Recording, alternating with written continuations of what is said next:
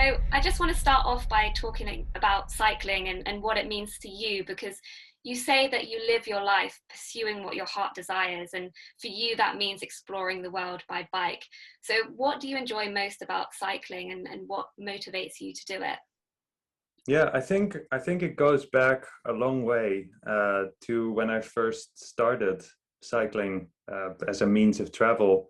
That was in the US, and I'll talk about that later. But basically, it gave me a lot of meaning for myself. I was in a place where I needed some kind of direction in my life, and the bike gave me that direction.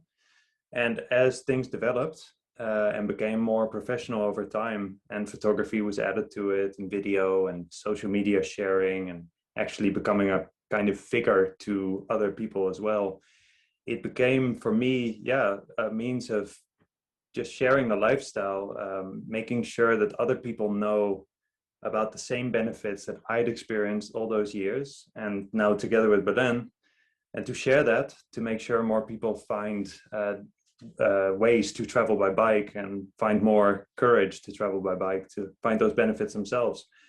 And among the benefits are, I think, the pillar of everything is freedom, because it always turns back to us that freedom is one of those things. It's difficult to define, but on a bike, traveling around the world, just the way that you have so many choices that you can make every single day. You can decide where to go, when to go, who to meet, which shop to go into. You can literally cycle from Netherlands to China, or Alaska to Ushuaia if you wanted to. And if you have all the time, you can set all the limits for yourself on the way. So there's a lot of freedom involved in cycling. And yeah, I think secondly, the people, meeting the people from a bicycle perspective has just always been a fantastic thing wherever we were, whether it was the west coast of North America or Central Asia, or here in Europe or other places. And we've heard it throughout all these interviews that we've done with everyone in 50 Ways. Everyone always says the people is one of the best things about cycling. You're vulnerable, you're out there, you're so approachable because you're not in a shell or anything. You cycle into a village, and the first thing that happens is you get invited somewhere, or someone wants to know your story. That's very powerful. And yeah, like I said before, I feel like by cycling, by being out there traveling by bike, I'm changing people's perception about the bicycle in general and what it can do for the world and the future. Yeah.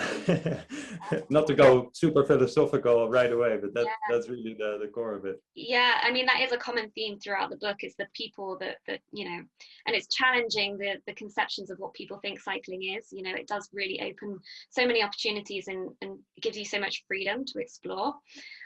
So obviously we are here to talk about 50 Ways to Cycle the World, which came about when the impact of COVID forced traveling cyclists all over the world to stop riding. Can you talk me through what happened next? Yeah, well, the idea of making a book where we would share the stories of different cyclists was in the back of our heads already for a long time, but we never really did anything about it because we thought that logistically it would be a very difficult project. So it was actually on March 2020 that, after finishing our own book, Bike Life, we were set up to leave again on the road and start cycling long term. But we never left eventually. And we thought that, like, hey, maybe this is the right moment to get this list that we had with all the cyclists and try and make this book that we've been talking about. If we cannot cycle, it means that no one else can probably cycle either. So eventually we took out the list. We had already so many names, so many, like more than 100, maybe more than 200 names. And then we started organizing those in different themes, topics, what made a person stand out from the other one. And we started reaching out individually. Some of the people in the book we had met in person, others through social media, and others we had never heard of them. They were friends of friends, or some cyclists had met this person when they were cycling on the other side of the world. And they told us, hey, you need to contact this person because their project is very special. So for about a month, we were calling with everyone like 2-3 calls a day, organizing. Sitting in this very room, Yeah. we were doing the calls, and that's about a year ago now. So Wow. Yeah. it was an intense period of time. We were learning so many Yeah. stories of all these people. We wanted to know their story, and eventually we said send them a Q&A. We gathered the footage, and eventually we'll compiled it all to make the book of 50 Ways to Cycle the World. It's taken about a year to complete. Yeah, I mean, I'm not surprised by that. So much work has clearly gone into this book. And it's really nice to hear how it grew organically, you know, through word of mouth and recommendations and introductions. I think that really kind of encapsulates what the cycling community is all about. So the book shares stories about companionship, different cycling styles, different ages as well, and stories about overcoming adversity. Can you share one of the most memorable stories that you found from putting this book together? Yeah, I mean, I would say that every story in the book is memorable in some way. That's why they made it to the book. Yeah. But I would say that one of the special ones that speak to us is already on the first chapter, which is with Anne. She is a Swedish girl who cycled just before she became 30. She was done with her 9-to-5 job and wanted to do something to challenge herself, something different. And she decided to cycle from Sweden to New Zealand. She actually had the dream for a long time, and she sort of postponed that throughout her life up to that point where she decided, okay, now I'm going to do it. And it's something that comes back, actually, if I may interrupt you, that comes back throughout the book. People say, you know, when you reach a certain age and you start making big decisions in your life, buying a house or having kids, that sort of thing, that's really a turning point for a lot of people to decide, am I going to chase this dream, or am I going to wait until, you know, much later in my life? And for her, she chose to do it before all that. So yeah, but what is extra special about her story is that she got into an accident halfway in Tajikistan, so she had to stop the trip and she had to return. And after recovering, then she still decided that she wanted to complete her dream, make it to New Zealand, but instead of flying to the point where she had to quit, she just cycled again back from home all the way to New Zealand. Yeah. So I think that that's one of those stories that are very inspiring. Yeah, it's remarkable just to have the courage and the mindset to say, I already did it, but I'm going to do it again, to that point. And actually, she took a bit of a different route. It took her through some other countries that she didn't originally plan to go through. So that was a nice benefit for her, and then eventually ended up completing the trip, which was huge. So she's essentially done like a trip and a half, and yeah, has really garnered a lot of lessons from it. Absolutely. I think that's a story that's really relatable, especially to Belen as well. That's exactly what you did. You know, you quit your 9-to-5 and went off and traveled the world. And you've got that overcoming adversity within that story as well. So yeah, that's definitely a memorable one from the book. Some common themes then throughout the book are about slowing the pace. Lots of people talk about that, and being present in the moment. And a lot of people say that, you know, by nature, cycling is a mode of transport that is slower. So how important is cycling for our mental well-being?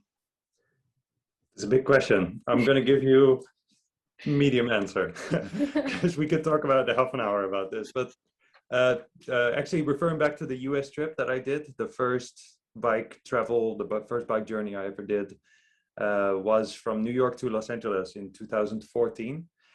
Kind of before social media and all that really started, before I had found such significant meaning in it. For me, it was more a project to prove myself to myself, because I was coming from a place of kind of confusion and not really knowing what to do with my life. So I did that trip to overcome certain things, and yeah, it taught me a lot about what goes on in your brain in daily life and how that comes to a sort of peace and a sort of stop when you start traveling by bike for a significant amount of time on your own. Because I think this is more a solo thing than something when you travel together, which is also mentioned in the book. When you travel together, the attention of the surroundings and the people and the landscapes and your inner sort of mental circumstance, conversation is stopped a bit by the fact that you have someone else to talk to and to vent out to and to have to share situations with. So in that particular trip, I learned a lot about myself, and I overcame all the troubles that I had before, you know, just on the inside, processing certain things that had happened in the years prior to that. And I overcame them through the trip. I remember this particular moment in Kansas, which I refer to quite often when I talk about this journey. Kansas, as you might know, is flat, you know, much flatter than Netherlands, and there's almost nothing out there. So I found myself cycling on this road one day, and it was, I think, 120 kilometers or so, and it was just a straight road, as straight as they get, with flat landscape and a sign saying like, next service 40 kilometers, good luck. So 40 miles. So I was cycling there, and because there was no traffic, no stimulus, nothing happening outside, only sort of a storm shaping in front of me throughout the day, I went inside a lot, and to a point where I just went autopilot in the pedaling and was thinking about lots of things. And it's one of the most memorable days of my life when it comes to the significance of mental health and the realization that it's so important, because that was the day that I went inside and really figured a lot of things out for myself, answered a lot of the questions I had. And then often, you know, sometimes a truck would pass and I would be swung back into the moment and be back on the biking experience. So yeah, I think for mental health, cycling can be a really crucial thing. It can be a way to help you cope with certain problems. Obviously, you're getting lots of fresh air, you're seeing the nature, you're meeting the good of people. Yeah, I think it's significant. So if there's someone out there who's struggling with a particular thing, whether it's heavy or light, doing a bike trip, small or big, I think I can guarantee that it will help in some way make you figure out the things that are going on in your head. Yeah, it's definitely a really good way to process your thoughts. I think when you compare, say, cycling to running is sort of a lot more labored on your body. You might be out of breath, whereas cycling, you know, if you're on a flat or even downhill, you can kind of just take that break and really focus on processing your thoughts and almost reach that sort of meditative flow state. So yeah, I totally agree with you. I want to talk now about some of the bikes that feature in this book. I was really surprised by how unusual some of them were. There were self-made bikes, bikes made of bamboo, bikes attached to rafts, bikes with sails. Which of the riding styles surprised you the most? I would say that one of the writing styles, but also the story that is told that we really like, is the folding bicycle. We really wanted to find someone that had traveled on a folding bicycle. It took us a while to find them, but eventually we found this couple from Germany, an older couple who had actually worked for many years, and they were done with a normal German also job life and wanted to do something else.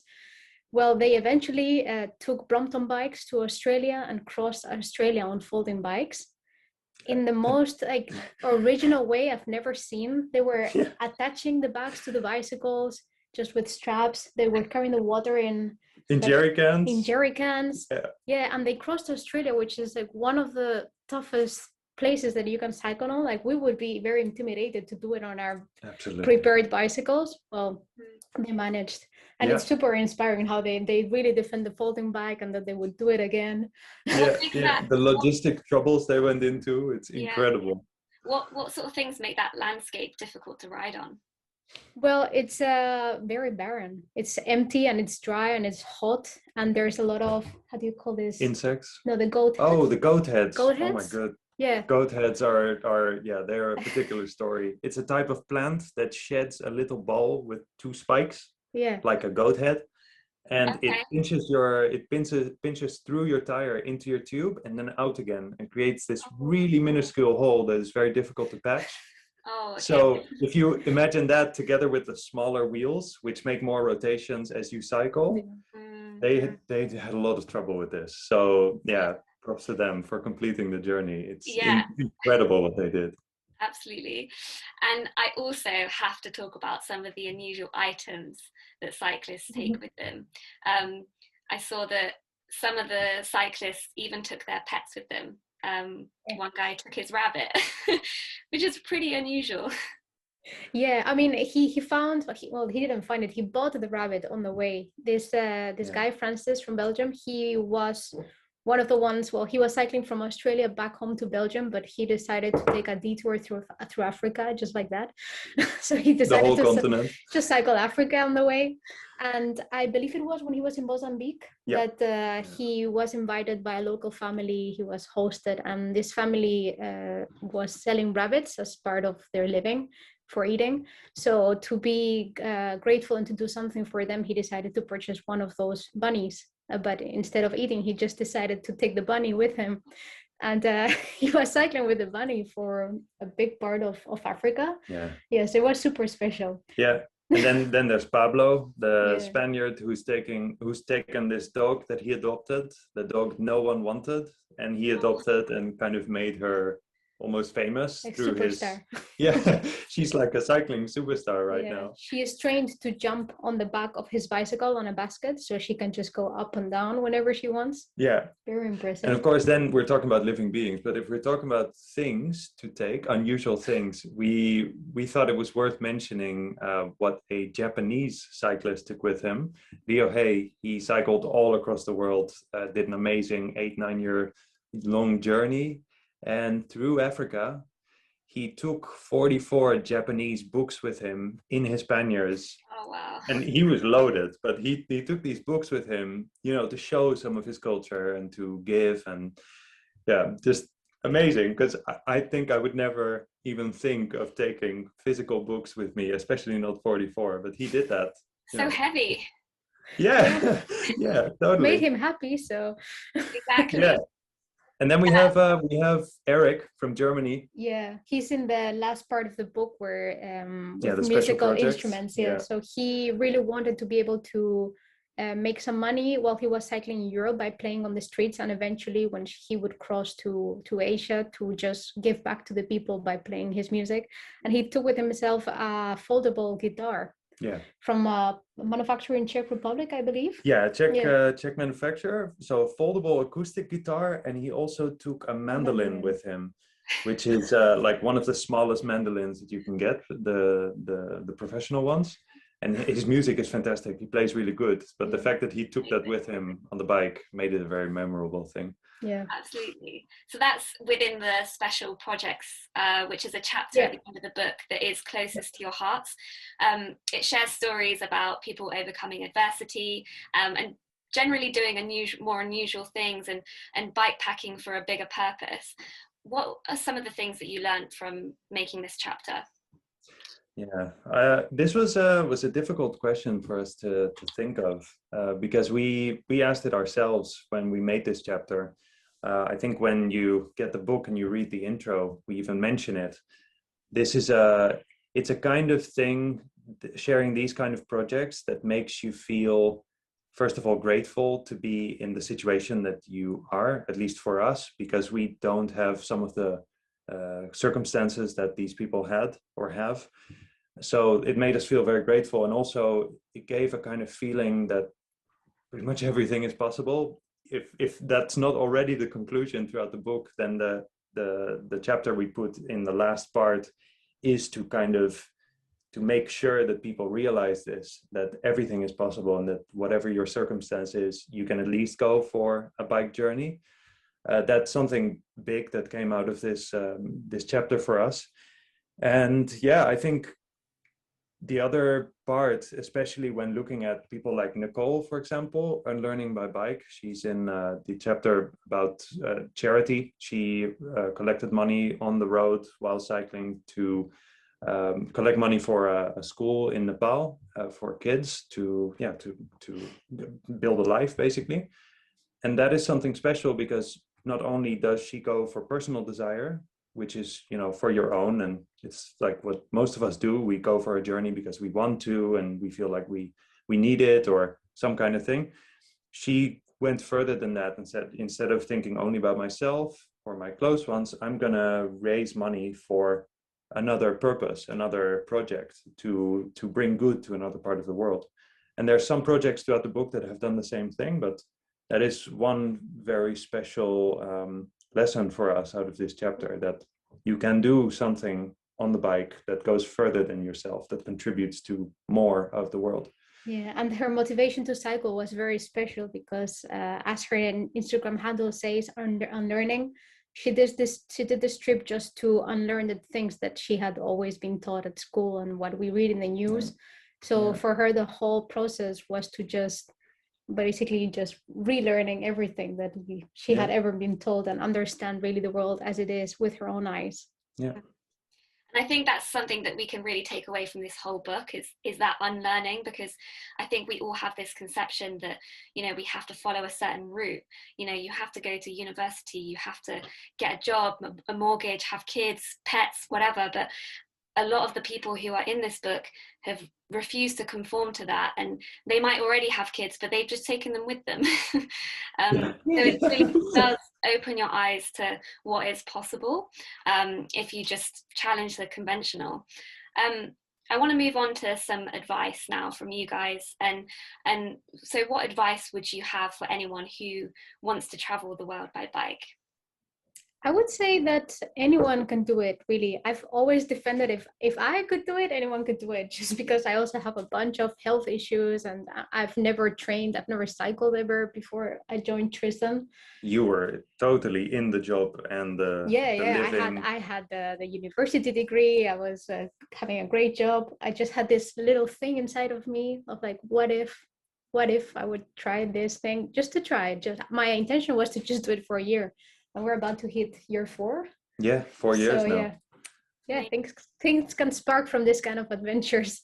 But we would recommend people to just do it and not to think too much about it. Don't wait for the right moment in life, because it's not really necessary. You just need to probably adapt to your own current circumstances and be a little flexible. Yeah. And you don't have to go to the other side of the world. It's okay to just test it out in your backyard. If something we've learned in this past year is that there's cool adventures closer to home also, that many of us have considered our own countries boring or lame, or there's nothing to see. But there's always something to see. It's just about the perspective that you decide to look at it. Yeah. And when it comes to financial circumstances, because that's a big obstacle for a lot of people, traveling by bike is actually one of the most affordable ways to see the world, or however far you want to go, because the first investments, they are dependable on your own budget.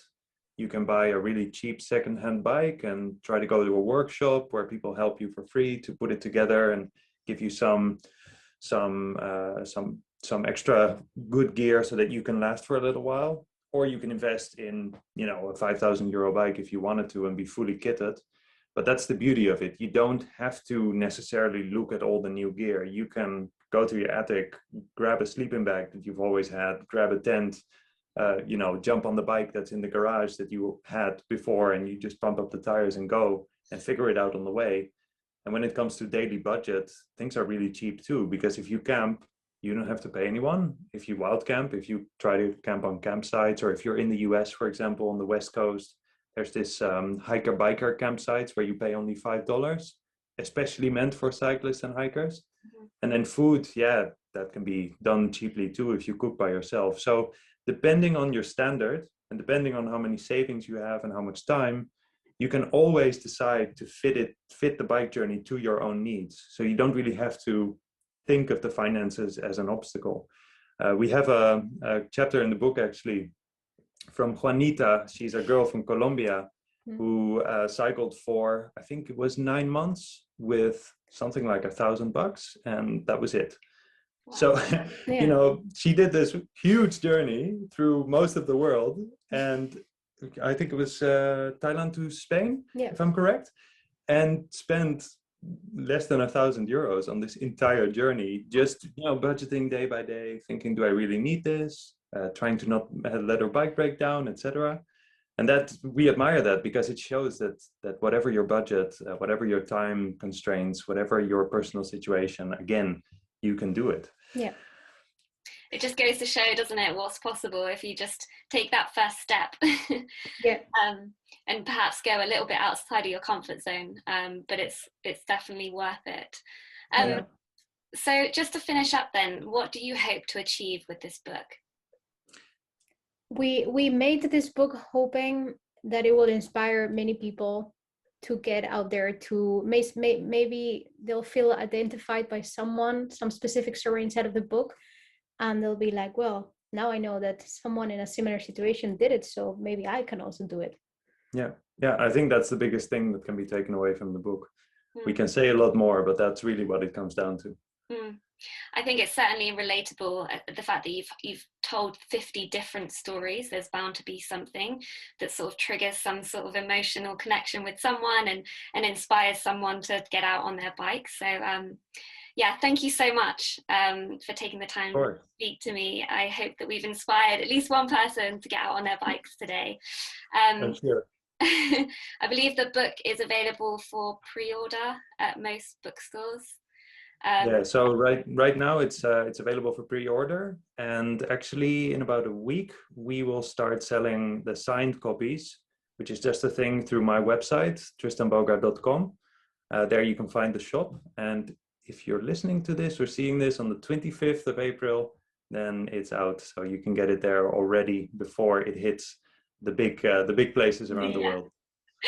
Yeah, the big places will be towards mid or end of May. Yeah. Okay, perfect. All right, well, thanks again. And for everyone watching, I hope you enjoy the rest of the festival. Take care. Thanks. All right, bye. Bye.